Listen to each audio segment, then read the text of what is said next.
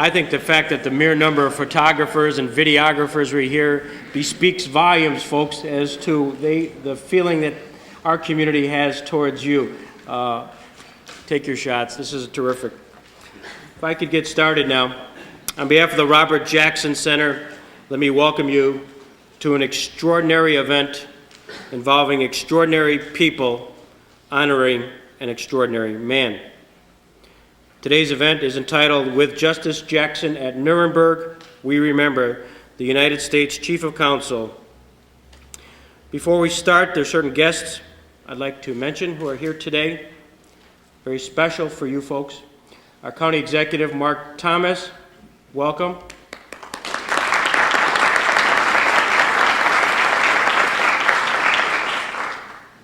We have three of the Jackson family members who have made a terrific sacrifice to come here today, and we welcome you.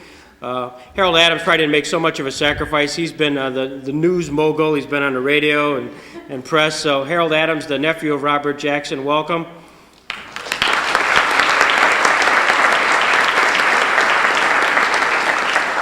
And we have two of the grandchildren who live in the Washington, D.C. area, came up here specifically for this event.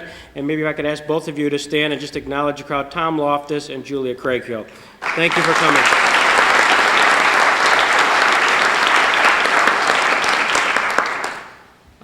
There's a whole lot of dignitaries here, and I'm going to blow it if I start enumerating them, but we have judges, lawyers, Indian chiefs. But we have three people that I do want to specifically mention on behalf of folks who've made this Robert H. Jackson Center really possible. Betty Linnae, thank you very much for all that you've done for us. Thank you. It's been terrific. Thank you.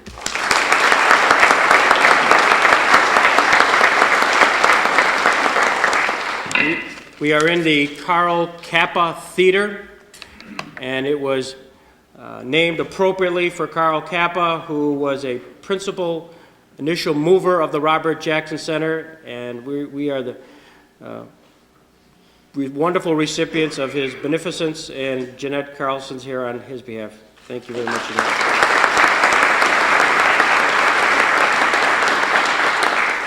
The vision for today's event really came from conversations that I had with Dan Braden, the executive director, first executive director, unfortunately passed away in June of this year, but we're here because of his inspiration. He thought this would be an appropriate event to honor Robert Jackson, and on behalf of Dan, we would like to introduce Juanita Braden. Juanita, thank you for everything.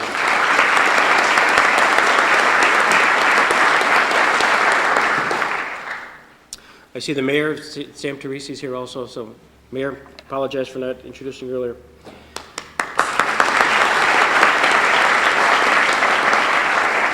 And for everybody else who's a dignitary here, thank you for coming, and I apologize for not mentioning you specifically. Little housekeeping matters. One of the individuals who we had hoped would be able to join us today, Ted Fenstermacher, has run into some medical difficulties, but he did send a letter, and it reads as follows: I cannot begin to describe my disappointment that a week's scheduled confinement at Johns Hopkins Hospital will prevent my participation in the tribute being paid October 24th, 2001, to Justice Jackson's immeasurable work at the U.S. Chief of Counsel for War Crimes before the IMT at Nuremberg. The experience was seminal for me, as I believe it was for each of my participating colleagues. I share their concern that we can build a society where power will always remain subject to justice. Extend my best to everyone, and sincerely yours, Ted Fenstermacher. A little bit about Robert Jackson. I know most of you are here because you know quite a bit about Robert Jackson. Our goal initially concerning the Robert Jackson Center, and when we had the concept, was one of which we were guided by the fundamental commitment to preserving the traditions and promoting the ideas of the Supreme Court Justice Robert H. Jackson. He was known as a country lawyer who became a U.S. Solicitor General, U.S. Attorney General, Supreme Court Justice, and Chief Prosecutor of the Nazi war criminals at Nuremberg. Shortened version, we're here to preserve the legacy of America's advocate, Robert Jackson. Brief biography: born in 1892, moved at age 5 to Frewsburg, New York. There he stayed through his high school years, came to Jamestown in 1910, did postgraduate work here. Thereafter, never attended college. Went to 1 year of law school at Albany Law School and crammed 2 years into that fact. Came back and studied with his mother's uncle, Frank Mott. Read for the law, passed the law at the earliest time possible, age 21. Practiced law in Jamestown for 20 years, distinguished himself. He also distinguished himself in the eyes of a young star in the Democratic Party, Franklin Roosevelt. And as a result, their lives became intertwined. Thereafter, he entered into public service in 1934, going to Washington, working for, which is now known the Internal Revenue Service. He became Assistant Attorney General, Solicitor General, Attorney General, appointed in 1941 Supreme Court Justice, 1945 appointed as the Chief Prosecutor, which would ultimately be the Nuremberg trials. After the trials came back, he continued on the Supreme Court till his death in 1954. Funeral services were held in Washington, D.C. and St. Luke's Church, and interment at the Maple Grove Cemetery in Frewsburg. Parenthetically, that funeral service in Jamestown was attended by Governor Dewey and all 8 Supreme Court justices. We've been advised by Justice Sandra Day O'Connor that's not likely to happen again, where they would all gather in one place one time. We're here today really to talk about an extraordinary event which assembles a group of the former United States personnel who worked with and observed Justice Jackson at the Nuremberg, where Justice Jackson was the United States Chief of Counsel. These guests today will participate in an extraordinary event which will occur in the boardroom and will be moderated by the Professor of Law at St. John's Law School, John Q. Barrett. John will be introducing the participants. John is a graduate of Georgetown University and Harvard Law School. He is a professor of law at St. John's University in New York. He is currently editing Justice Robert Jackson's memoir of President Franklin D. Roosevelt, which would be an extraordinary book, and also working on a biographical account of Jackson's year as Chief American Prosecutor. Before becoming a law professor, John was a prosecutor in the office of the independent counsel Lawrence Walsh, probably a whole different story someday, during the Iran-Contra investigation, was counselor to Inspector General Michael Bromwich in the United States Department of Justice, and served as law clerk to Judge A. Leon Higginbottom of the United States Court of Appeals for the Third Circuit in Philadelphia. He's quoted regularly in the print media articles about legal topics and has appeared on C-SPAN, National Public Radio, the NBC Nightly News, and most importantly spoke at Chautauqua Institution on July 18th on Justice Robert Jackson to an extremely large crowd. The guy is gifted. I am thrilled that he's agreed to be our moderator for today's event, and I'd like to introduce Professor John Q. Barrett.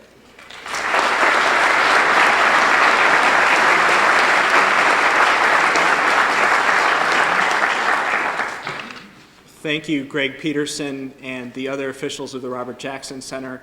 Thank you, all of you who have helped to make this institution possible in its formative year, which this is. We're dealing with an infant, and this infant not only walks, but he, she, it is really running today with this event. And I'm so pleased to be here, to be part of it with these gentlemen, to be here with each of you. I'd like to briefly introduce each of the participants in our roundtable discussion today and set the stage for the work that they were part of at Nuremberg. Justice Jackson, as you've heard, was appointed by Franklin Roosevelt to be a Supreme Court justice in 1941. And he served on the court and was serving on the court as World War II came to a conclusion in Europe in the spring of 1945. Roosevelt, as you know, died shortly before the German surrender. And what President Truman inherited among the many projects that he hadn't been fully briefed on was planning for the prosecution of senior Nazi leaders up to and including Adolf Hitler following the defeat of Germany, which was at that point inevitable. Justice Samuel Rosenman of the New York State Supreme Court was Roosevelt's emissary, confidant, speechwriter, and White House counsel, and Rosenman was really working on this project for Roosevelt and became the person who handled this project for Truman. And in early May 1945, at Truman's request, Rosenman went to the Supreme Court and asked Justice Robert Jackson to take a leave of absence to go to Europe to manage this project. The project was the creation of an international tribunal bringing together 4 disparate legal systems of the Allied nations, the United States, Great Britain, France, and the Soviet Union, together to prosecute the senior leaders of the Third Reich. Jackson went first to London in the summer of 1945 and hammered out an agreement among those 4 nations, known as, not surprisingly, the London Agreement, which created an international tribunal. Jackson and his international colleagues selected Nuremberg, Germany, as the site that this tribunal would meet at. They approved an indictment of 22 senior officials, which was returned in Berlin early in the fall of 1945, and they went to Nuremberg and together prosecuted the case beginning in November 1945 and concluding 9 months later at the end of the summer of 1946. This proceeding is known as the International Military Tribunal, or IMT, which is an acronym you may hear in our discussion today. It concluded, and sentences were imposed and executions occurred in October 1946. Justice Jackson at that point finished his Nuremberg work and returned to Washington and to his Supreme Court seat, which he'd been AWOL from for the previous year. The work at Nuremberg, however, continued by an American prosecution effort.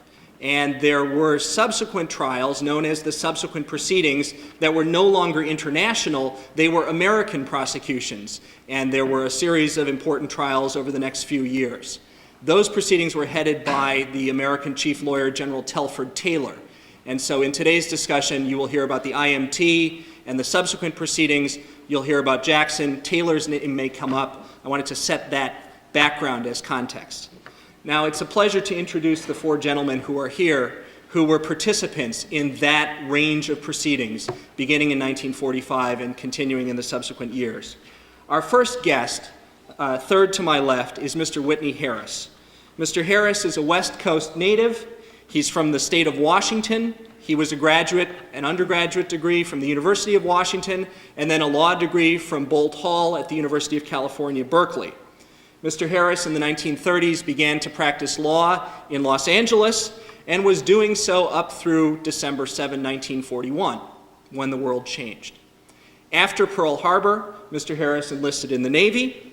He spent years serving our country in the Navy, and then toward the end of the war was transferred to the OSS to be a spy or an operative. Or as he referred to it in passing yesterday in his very modest way, they trained us to fight with knives and things.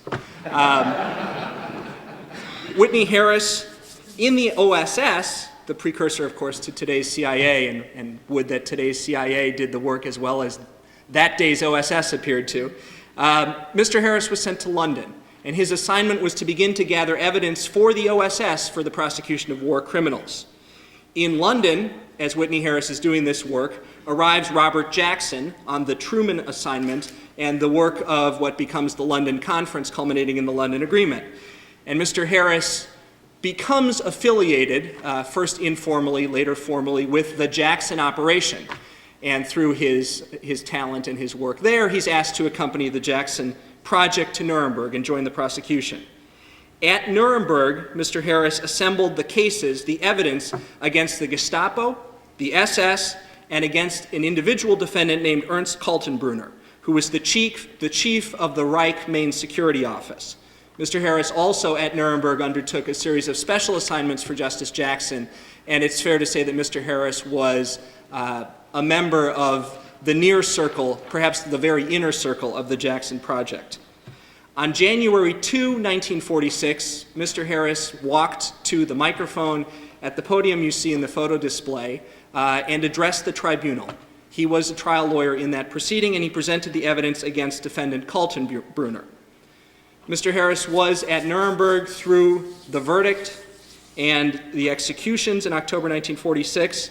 He then moved to Berlin, continuing to serve our country on the staff of General Lucius Clay, and was there for really what we now recognize as the start of the Cold War, the Berlin blockade, the Berlin airlift, and the momentous efforts there. So his efforts are momentous at Nuremberg and afterward.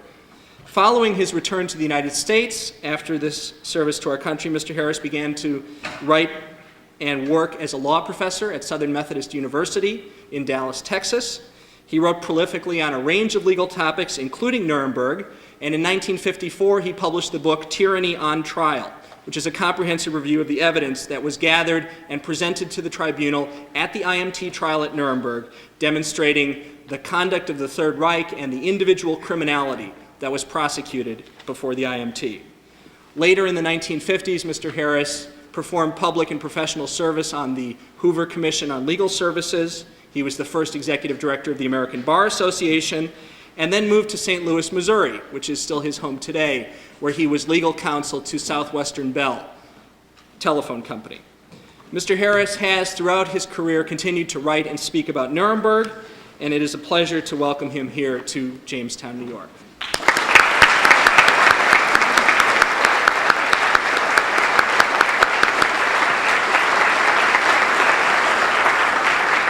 I should also note that Mr. Harris is accompanied here today by his wife, Anna Harris, and we're very pleased to welcome her.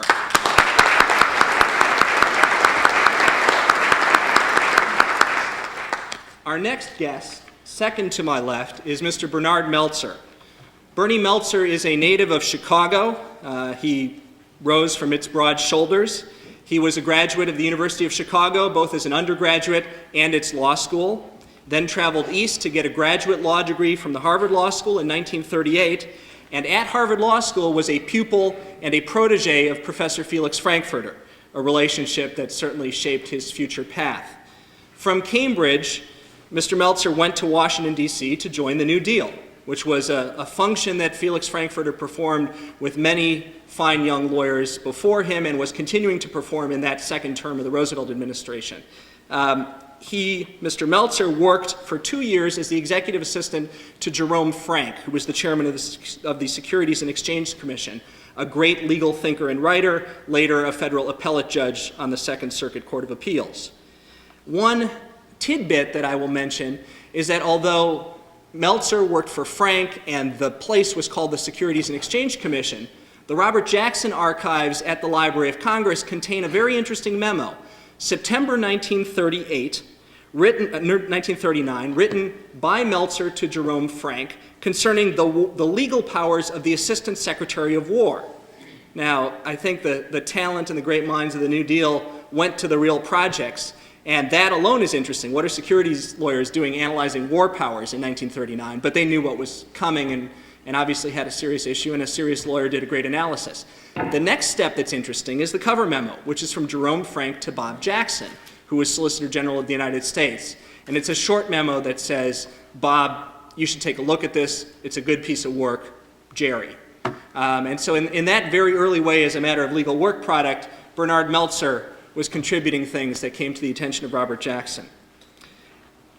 Bernie Meltzer returned to Chicago briefly in 1940 and began private practice, but with the coming war, he quickly returned to Washington, D.C., where he served as a legal consultant to the National Defense Commission.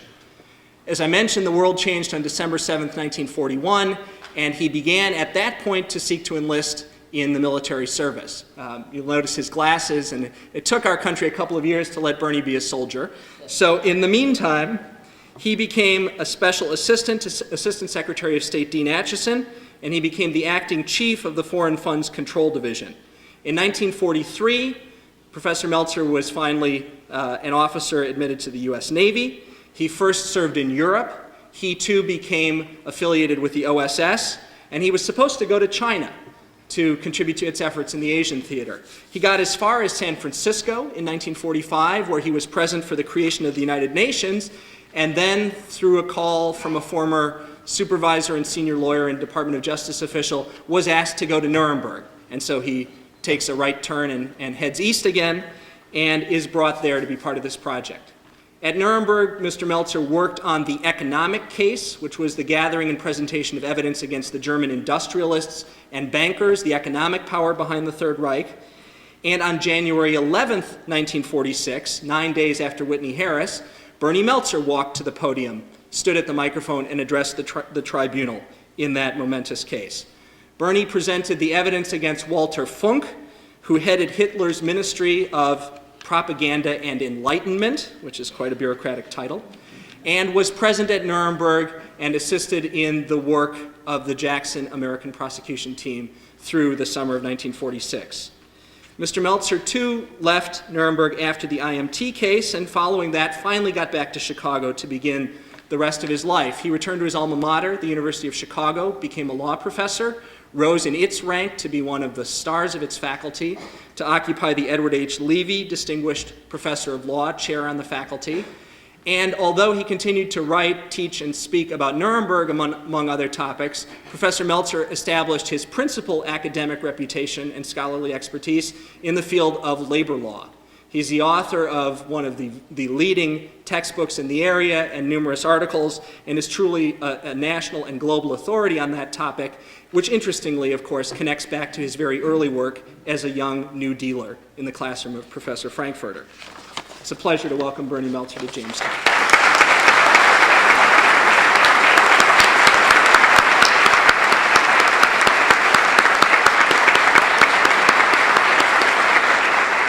I note that Professor Meltzer is accompanied here today by his wife, Jean Meltzer, and it's a pleasure to welcome her also.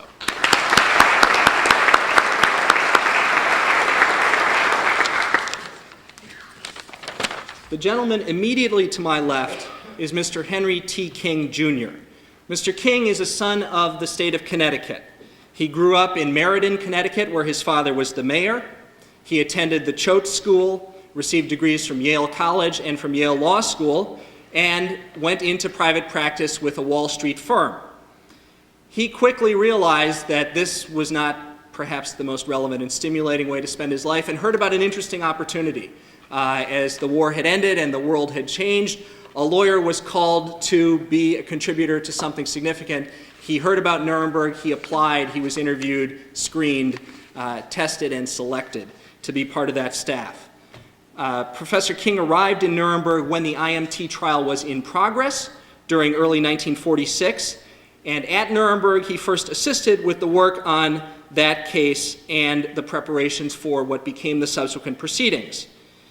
As part of the preparation, following the convictions of principal defendants in the IMT trial, Professor King interrogated a number of the defendants. Among the people he interrogated were Hermann Goering, the former head of the Luftwaffe and Hitler's former number 2, and Albert Speer, who was Hitler's architect and friend and the former Minister of Armaments in the Third Reich. Speer, in Mr. King's perception, and I think in fact, was a much more interesting character than Hermann Goering. And Henry King developed what I think it's fair to call a relationship, and perhaps he'd even use the word friendship, with Albert Speer. Albert Speer was convicted but not given a capital sentence at Nuremberg, and so he was sent to the Spandau prison where he served a 20-year sentence. Henry King maintained and resumed contact with Speer when he was released from Spandau in the early 1960s, and Speer became a topic of King's important writing in this area. Now, I will step back to Nuremberg and the subsequent proceedings. Mr. King's role was to work after the IMT case on a range of important matters. He was a trial prosecutor in the case against Erhard Milch, who was Goering's deputy in the Luftwaffe, and so he too was a Nuremberg trial lawyer in the continuation of the effort following the Allied departure and the American continuation in the subsequent proceedings. Following Nuremberg, Mr. King began a legal career that included a varied private and in-house corporate law practice. For many years, he was counsel to what is today the TRW Corporation and had really global responsibilities on a huge range of corporate legal problems for that and other clients. He is settled and is currently a resident in Cleveland, Ohio, and in addition to his law practice, he too, like former Professor Harris and current Professor Meltzer, followed the path to teaching in academia, becoming a professor of law at Case Western Reserve University School of Law. Mr. King is known as an expert and teaches in the field of international law, the international issues that were obviously at issue at Nuremberg, and also a much broader range of issues. He is a co-chair of a U.S.-Canadian Law Institute and an expert on those transborder issues, in addition to war crimes and the things we're going to talk about. He knows an immense amount about international air and water and fishing and resource law and the things that really make for peaceful coexistence among nations. He is a prolific writer and a powerful speaker. His work on Speer has culminated in a wonderful book called The Two Worlds of Albert Speer, which evaluates the Nazi and the humane, intelligent, attractive man that Speer was, and tries to figure out how those could coexist. And that, too, is a wonderful piece of work. It's a pleasure to welcome Henry King to Jamestown.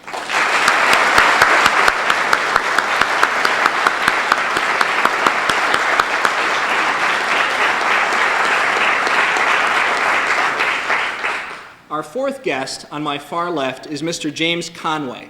Mr. Conway is a lifelong New Yorker, born 1911 in New York City. He is a graduate of Fordham University, Fordham Law School, and has a graduate law degree from New York University. After his military service in World War II, Mr. Conway returned briefly to legal practice in a large Manhattan law firm, and then he too, seeking action and more relevant things to do with his legal abilities, I believe, applied to and was selected to join the legal staff in Nuremberg. He too arrived in the spring of 1946 while the IMT proceedings, the trial, was underway, and he got to observe Justice Jackson in the courtroom during that time as he too worked to assemble evidence and to prepare for what became the subsequent proceedings. Mr. Conway worked on preparing the cases in the subsequent proceedings, including the case that was brought against Erhard Milch, the case that Henry King prosecuted, Goering's deputy. Mr. Conway also had an interesting piece of Nuremberg work which occurred in Washington. He was sent from Nuremberg to the Pentagon to retrieve much of the evidence that had been developed and assembled during the IMT proceeding, and then quickly, after the IMT case was done, shipped by the military, the American military, back to the Pentagon. Parenthetically, you might notice in that little episode, the American military was not such a fan of the Jackson prosecution of military officers. And so they sent the evidence home really a bit too early. And so Jim Conway is sent to retrieve and to dig and to be a bit of an archaeologist, and pulls back to Nuremberg evidence that's used in the subsequent proceedings. After his work at Nuremberg, Mr. Conway returned to New York City and to law practice there. He led his own firm, Conway, Farrell, Curtin, and Kelly, for many years, and has had a distinguished career practicing insurance law and, among many other areas, litigating in both trial and appellate courts. It's a pleasure to welcome Jim Conway to Jamestown.